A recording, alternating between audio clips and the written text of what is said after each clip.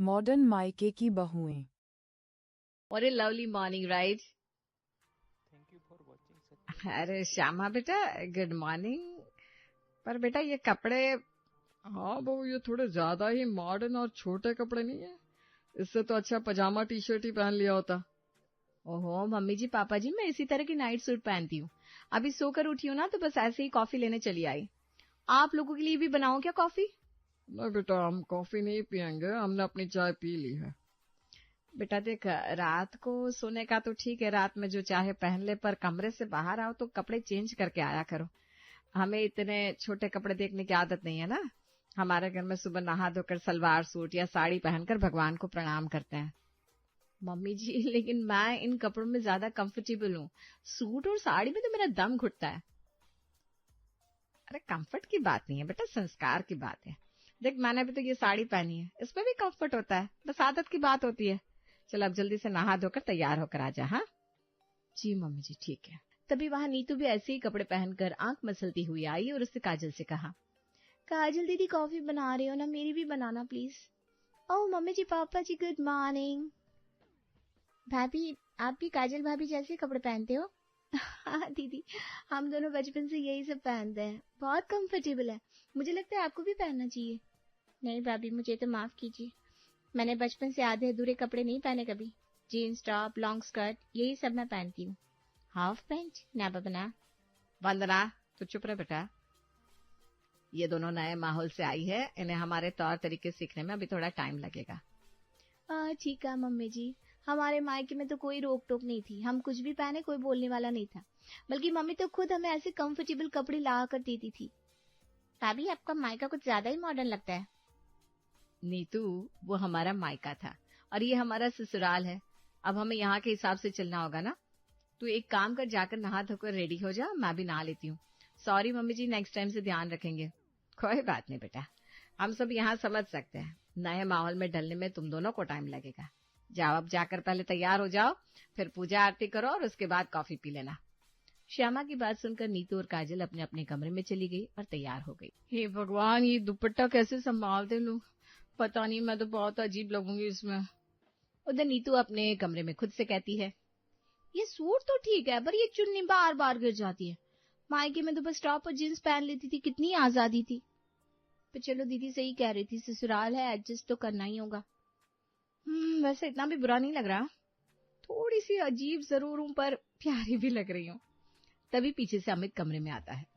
वाह क्या बात है, हमारी मॉडर्न काजल आज तो एकदम परी बनी हुई है। देखते ही लग रहा है जैसे ये सूट तुम्हारे लिए ही बना है। अरे छोड़िए ना, मजाक मत उड़ाइए, मुझे खुद अजीब लग रहा है। अजीब? मुझे तो बहुत प्यारी लग रही हो, कसम से, ऐसे ही रहा करो। अमित की बातें सुनकर काजल खुश हो गए। उधर नीतू के कमरे में भी कुछ ऐसा ही माहौल था। सुमित दरवाजे पर खड़ा उसे देख रहा था। नीतू हल्के पीले रंग के सूट में बेहद खूबसूरत लग रही थी। अरे वाह, ये कौन सी अप्सरा उतर आई है हमारे कमरे में? नीतू, आज तो पहली बार लग रहा है कि मेरी शादी सच में हो गई है। बस कीजिए ना सुमित जी, आप भी पहले ही दिन इतना मजाक उड़ाएंगे तो आगे क्या करेंगे? अरे नहीं, सच कह रहा हूँ, तुम्हारा ये रूप देखकर दिल खुश हो गया। हमेशा ऐसे ही रहना, बहुत अच्छी लग रही हो। तो भी ठीक है, कोशिश करूंगी कि रोज ऐसे ही रहूं, पर अगर मैं गिर पड़ी इस चुन्नी में उलझ कर तो? अरे मैं तुम्हें गिरने ही नहीं दूंगा, टेंशन मत करो। अब नीतू भी खुश थी, दोनों बहनें अब तैयार थी। घर के बाकी लोगों ने भी इस ड्रेस में उनकी बहुत तारीफ की और इस तरह अब उन्होंने तय किया कि आगे से वो ऐसी ही रहेंगी। कहते हैं ना, प्यार सब कुछ बदल सकता है। अगले दिन रात को 8 बजे काजल ने श्यामा से कहा, मम्मी जी मैं खाना बना देती हूँ, आप खा लीजिए, फिर आपको टाइम पर दवाइयाँ भी लेनी होती है ना, बताइए क्या दूं? अरे नहीं बेटा, सबको आ जाने दो ऑफिस से। हमारे घर में ना रात का खाना सब साथ में बैठकर ही खाते हैं। दिन में तो सब काम पर चले जाते हैं, इसलिए शाम का वक्त ही ऐसा होता है जब पूरा परिवार साथ होता है। मतलब सब साथ में बैठकर एक ही टाइप का खाना खाते हैं? मम्मी जी, हमारे मायके में तो ऐसा नहीं था, जिसे जो भूख लगती थी वो खा लेता था। मम्मी तो अपनी किटी पार्टीज में बिजी रहती थी, पापा अपने बिजनेस में बिजी, और हम बहनों का तो मूड पर डिपेंड करता था, कभी मैगी, कभी पिज्जा, कभी सैंडविच बना लेते थे। ऐसे साथ बैठकर खाना मैंने कभी नहीं खाया बचपन में। अरे बेटा, हर घर की अपनी परंपरा होती है। हमारे यहाँ तो बरसों से यही रिवाज चला आ रहा है कि सब एक साथ बैठकर खाना खाते हैं, बातें करते हैं, दिन भर की बातें शेयर करते हैं। यही तो घर का असली आनंद होता है। और ये नियम सिर्फ खाने का नहीं है, बल्कि रिश्तों को जोड़ने का भी है। साथ बैठकर खाने से अपनापन बढ़ता है। जी पापा जी, नीतू और मैं मिलकर सबके लिए खाना बना देते हैं। क्या बनाना है खाने में बता दीजिए। बेटा, खाने में आलू मटर की सब्जी, भिंडी की सब्जी और रोटियां बना लेना। मम्मी जी, क्या सभी लोग यही खाना खाएंगे? हाँ बेटा, हमारे यहाँ तो ऐसा ही है, जो बनता है सभी खा लेते हैं। तुम दोनों को अगर कुछ अलग खाना हो तो अपने लिए बना लो। ठीक है मम्मी जी, हम किचन में जाते हैं। ऐसा कहकर दोनों बहनें किचन में चली गई। तभी नीतू ने काजल से पूछा, काजल दीदी, अब ये क्या नया ड्रामा है? जिसे जो भूख लगे तब वो खाना खा नहीं सकता?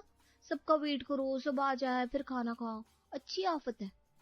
हाँ, थोड़ा अलग तो है, पर क्या कर सकते हैं, यहाँ के रूल्स तो फॉलो करने पड़ेंगे ना। ऊपर से ये रोटी सब्जी खानी पड़ेगी। हाँ दीदी, अब रात में मैगी नहीं खा सकते हम। खैर चलिए दीदी, अब खाना खा लेते हैं।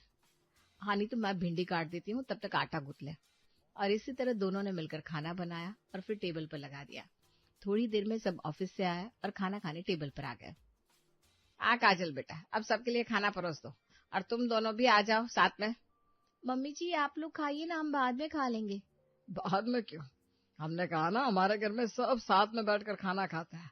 तुम भी इस घर का हिस्सा हो, सबके साथ बैठकर खाना खाओगे। आओ। हाँ भाभी, पापा बिल्कुल ठीक कह रहे हैं। खाने की खुशबू तो बड़ी अच्छी आ रही है। लगता है खाना बड़ा टेस्टी बना होगा। तो खाकर बताइए ना दीदी, खाना कैसा बना है। काजल और नीतू ने सबको खाना सर्व किया और फिर खुद खाने बैठ गई। तभी राधेश्याम ने कहा, खाना तो वाकई अच्छा बना है बेटा। बस पापा, ज्यादा तारीफ मत करिए दोनों की, नहीं तो सर चढ़ जाएंगी। अरे कुछ सर नहीं चढ़ेंगी। अगर खाना अच्छा बना है तो तारीफ तो करनी ही पड़ेगी, और सबको करनी भी चाहिए। अच्छा, वरना आज तो तेरे कॉलेज में कुछ कंपटीशन था, क्या हुआ? हाँ भैया, डांस कंपटीशन था और मुझे इसमें सेकंड प्राइज भी मिला। अरे वाह, ये तो बहुत खुशी की बात है। अच्छा, खाली नाचती गाती हो या कॉलेज में कुछ पढ़ाई भी करती हो?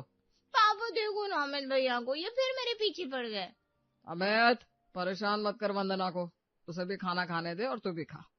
नहीं तो बेटा जरा रोटी देना, आज तो खाने से मन नहीं भर रहा। हाँ सच में खाना बड़ा ही टेस्टी है। इस तरह सबने मिलजुल कर बातें करते हुए खाना खाया। काजल और नीतू को भी अच्छा लग रहा था। समय बीता, धीरे धीरे काजल और नीतू ससुराल के रंग में पूरी तरह रंगने लगी थी। साड़ी में, सादगी में और संस्कारों में अब उनका अंदाज ही बदल गया था। पर मोहल्ले की औरतों की निगाहें वो तो हमेशा किसी न किसी की कहानी खोजती रहती है। बस ऐसी कहानी खोजने विमला और सुषमा आ पहुंची श्यामा के घर। आओ आओ बिमला, सुषमा, बड़े दिनों बाद आना हुआ। अरे अब क्या बताओ श्यामा, हर घर की कहानी हो गई है आजकल। आजकल की बहुएं जो मर्जी आए करती है। बस मैं तो अपनी बहू से परेशान हूँ, इसलिए आजकल ज्यादा कहीं निकलती नहीं। अरे हाँ, और तुझे पता है श्यामा, सामने वाली जो सुमन है ना, उसकी बहू बड़ी मॉडर्न बनती थी, कल ही किसी और के साथ भाग गई। हाय राम, बेचारी सुमन पर कैसी बीत रही होगी। अरे तेरी बहू से भी तो मिला दे जरा। सुना तेरी दोनों बहुएं भी मॉडर्न घर से आई है, बड़ी मॉडर्न है तू ना। हाँ हाँ जरूर, क्यों नहीं। ले तो काजल बेटा, जरा यहाँ तो आओ। थोड़ी देर में दोनों आ गई। जी मम्मी जी, आपने बुलाया? मम्मी जी, ये लोग कौन है?